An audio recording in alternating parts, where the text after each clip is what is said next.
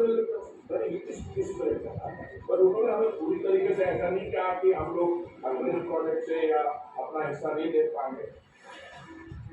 हरदीप पुरी ने कहा राज्य सरकार की हिस्सेदारी को 26 से घटाकर 16% कर दें। मुझे पूरी उम्मीद है कि इसका फैसला जल्दी हो जाएगा। फैसला का मतलब ये है, या तो सरकार राजस्थान की सरकार उनका जो एडिशनल 16,500 करोड़ देना वो दे देगी, नहीं देगी तो अपनी वो इंक्रीज कर देंगे उनकी 26% से 16%। सीएम ने कहा रिफाइनरी बंद कर रहेगी, रिफाइनरी बंद कर रहेगी और पेट्रोकेमिकल कॉम्प्लेक्स साथ में हजारों नौजवानों को लाभ मिलेगा, इंडस्ट्री लगेगी। पर सरकार बदलने का नुकसान देख लीजिए, आप खुद कह रहे हो कि वो क्या क्या बातें बोल रहे हैं। अगर सरकार नहीं बदलती तो अभी रिफाइनरी पूरी हो जाती। बीजेपी बोली एमओयू की पालना तो राज्य सरकार को करनी ही होगी। राजस्थान की सरकार के पास पैसा नहीं है तो रिफाइनरी के ऊपर बड़े बड़े दावा करने का काम करती है, इसलिए कम से कम जो एमओयू हुआ है उस एमओयू की शर्तों को पालना करते हुए राजस्थान के हिस्से का पैसा आप लगाने का काम करें तो ज्यादा बेहतर रहेगा। चुनावी साथ रिफाइनरी पर घमासान। नमस्कार, स्वागत आप सभी का प्राइम डिबेट में। मैं हूं आपके साथ हेमंत कुमार। बाड़मेर रिफाइनरी पर केंद्रीय मंत्री पेट्रोलियम मंत्री हरदीप सिंह पुरी के बयान के बाद रिफाइनरी एक बार फिर से चर्चाओं में आ गई है। तो वहीं 2018 में बाड़मेर रिफाइनरी की लागत 43,129 करोड़ रुपए आंकी गई थी, जो बढ़कर के 72,000 करोड़ रुपए हो गई है। केंद्रीय मंत्री ने पचपदरा में रिफाइनरी का जब निरीक्षण किया तो उसके बाद बताया कि जनवरी 2024 में प्रधानमंत्री मोदी रिफाइनरी का उद्घाटन करेंगे। वहीं 2023 के विधानसभा चुनाव से पहले रिफाइनरी के उद्घाटन की तैयारी राज्य सरकार की भी है।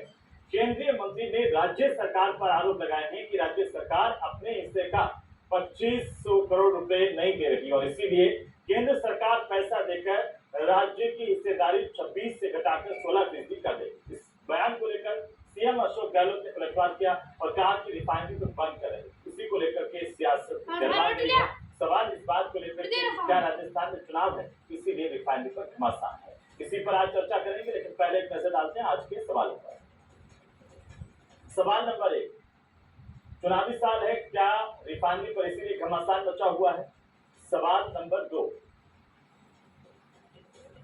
हिस्सेदारी कम करने की बात सही है या फिर इस पर सियासत हो रही है, क्योंकि केंद्रीय मंत्री के बयान के बाद में सीएम ने पलटवार किया कि रिफाइनरी तो बंद करें।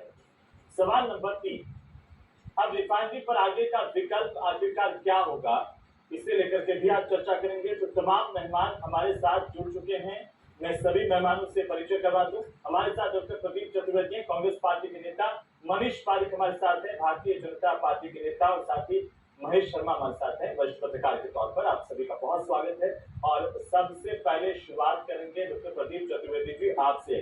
क्या राजस्थान में चुनाव है इसीलिए सर इतना घमासान है रिफाइनरी पर? पहले ओपीएस पर देखिए और ईआरसीपी पर देखिए और अब ऐसी स्थितियां रिफाइनरी को लेकर के।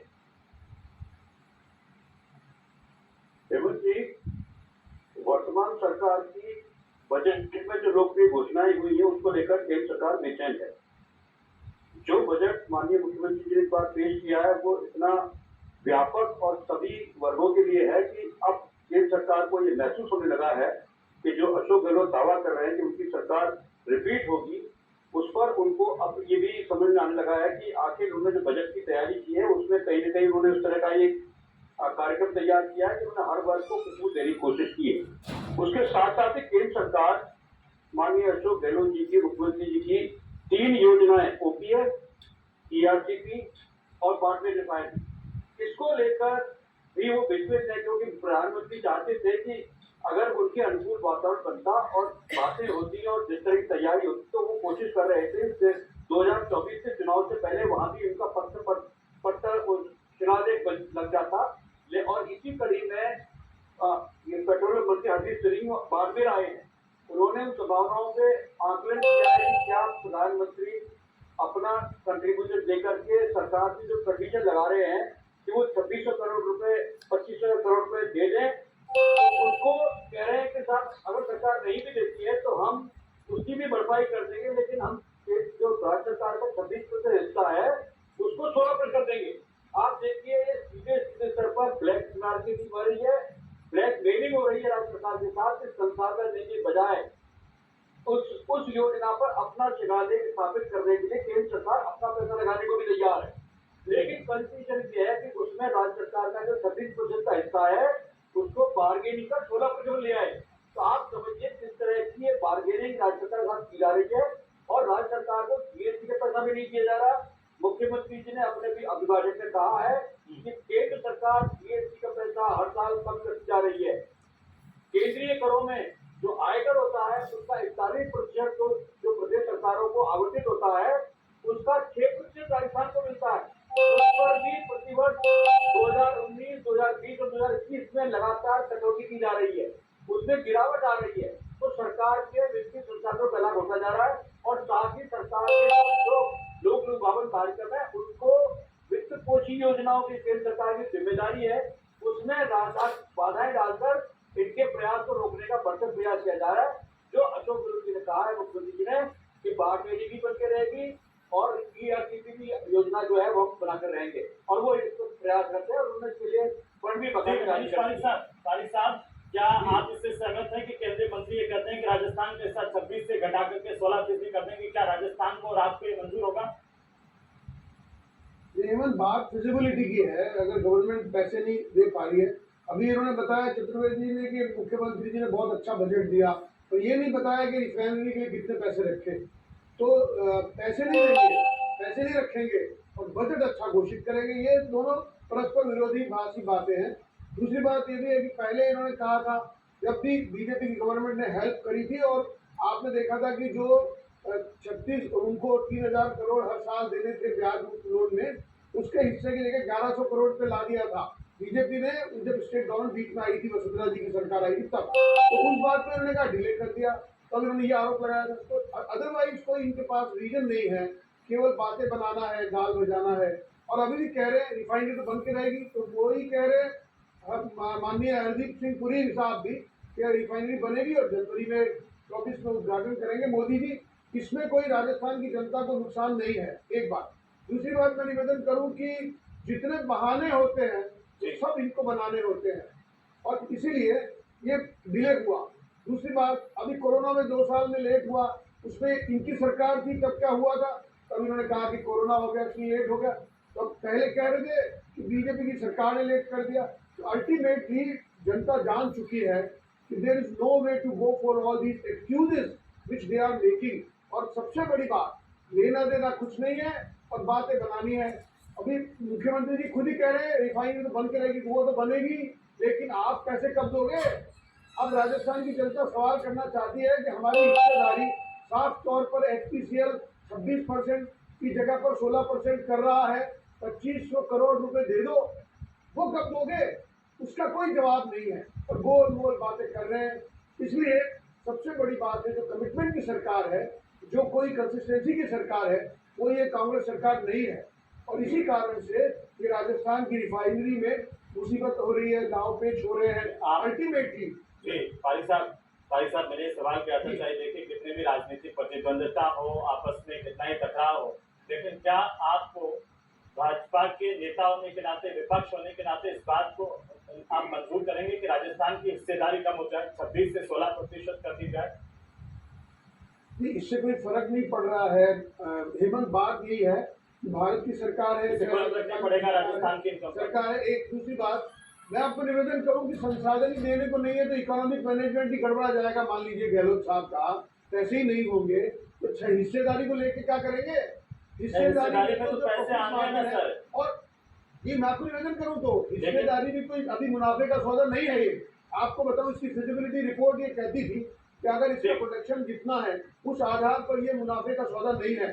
केवल राजस्थान सरकार इसको अपने नाम के लिए ला रही है। जब ये सोनिया जी से आनंद फानंद में उद्घाटन कराने की सोच रहे थे, उस समय ये बात आई थी। तब बड़े बड़े शिक्षाविद ने कहा था, तो अर्थशास्त्रियों ने कहा था कि ये कोई फिजिबल नहीं है। और उसके कारण जैसे मेट्रो घाटे में चल रही है, ऐसे रिफाइनरी भी घाटे में चलेगी। तो कोई राजस्थान की जनता का हित सोचा और उन्होंने ये बात ईमानदारी सही नहीं है।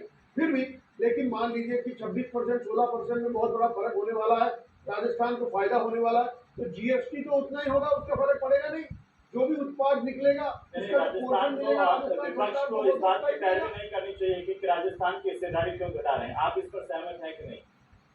जी, मैं निवेदन करना चाहता हूं कि राजस्थान की जनता का फायदा हो, भाजपा उसके साथ कमिटेड है, कटिबद्ध है, लेकिन जब ये तय ही नहीं है कि 2500 करोड़ रुपए की व्यवस्था ये नहीं कर पा रहे हैं और ये कह रहे हैं कि हिस्सेदारी दे दो। हिस्सेदारी को तो डिले किया जा सकता है रिक्वेस्ट करके, लेकिन पहले पैसे देने चाहिए और इस कारण से केंद्र सरकार या एचपीसीएल का दृष्टिकोण में बदलाव आए। आज हमने दर्शकों से सवाल पूछा था कि क्या रिफाइनरी पर टकराव जो है वो सियासी है। 90% लोगों ने कहा कि हाँ, पूरी तरह से सियासत वाला टकराव है, क्योंकि पहले शुभारंभ के दौरान भी दो बार शुभारंभ हुआ। पहले सोनिया गांधी से करवाया गया, उसके बाद प्रधानमंत्री मोदी ने किया, फिर 5 साल तक इस पर कुछ नहीं हुआ। एक दूसरे पर सिर्फ आरोप प्रत्यारोप हुए और अफकोर्स बढ़ गई है। महेश जी, आप कैसे देख पा रहे हैं इस पूरे के पूरे घटनाक्रम को? देखिए, पहले ईआरसीपी, ओपीएस और अब पचपदरा की रिफाइनरी, एक जैसे हालात है केंद्र और राज्य के बीच।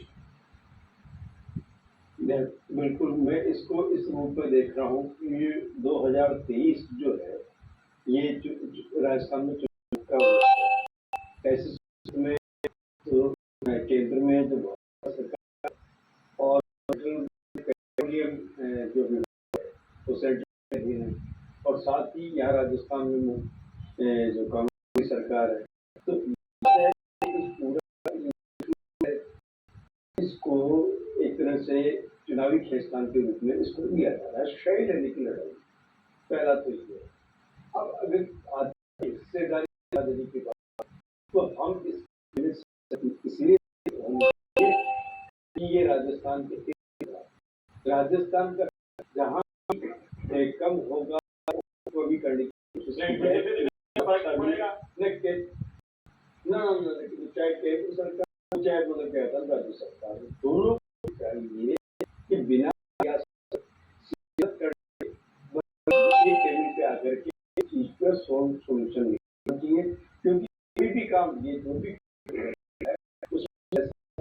आधा जो खर्च तो आता है तो लगता है, तो ऐसी सूरत में राजस्थान का बनता है कितना केंद्र सरकार देता है। ये जो है उनका दो तीन शहर मिलकर के चाहिए कल्याण में हो या हो, लेकिन जन कल्याण की बात